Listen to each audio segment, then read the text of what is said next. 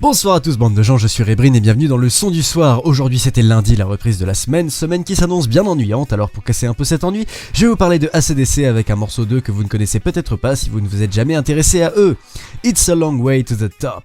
Alors AC/DC, je pense qu'on n'a plus trop besoin de les présenter de nos jours, ça doit être un des groupes de hard rock formés dans les années 70 les plus connus de la planète, mais je vais quand même dire certains de leurs noms parce qu'ils devraient normalement vous dire quelque chose.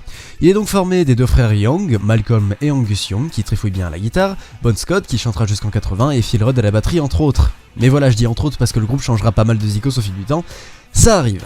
Alors AC/DC vous les connaissez sûrement grâce à Highway to Hell qui est leur plus grand succès ever, Thunderstruck aussi ou Back in Black pourquoi pas, mais beaucoup moins de gens connaissent It's a Long Way to the Top, alors qu'il est sorti dans les premières années du groupe en 75 dans leur deuxième album TNT. Alors ce morceau, qu'est-ce qu'il a de particulier pour que je vous en parle ce soir plutôt qu'un Thunderstruck?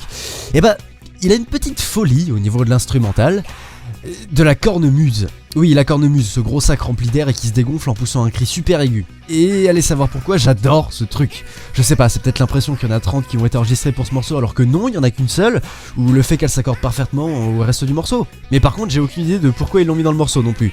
Peut-être à cause des origines écossaises des deux Young, ou juste pour le plaisir. Mais je peux pas m'empêcher d'imaginer le moment où ils se sont dit qu'ils allaient mettre cet instrument dans le morceau. Je sais pas quoi mettre comme instrument pour tout uniformiser. Bon, on pourrait mettre du kazoo? Non, trop facile. 12 guitares électriques? Bah non, trop loin à faire. Bon, arrête de toucher à ce truc.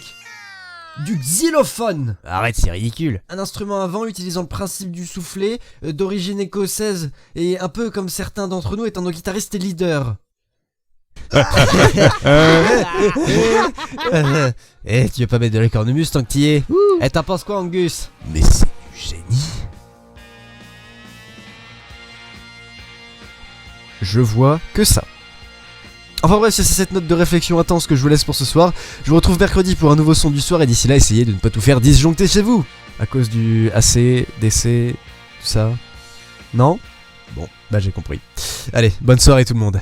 Musique.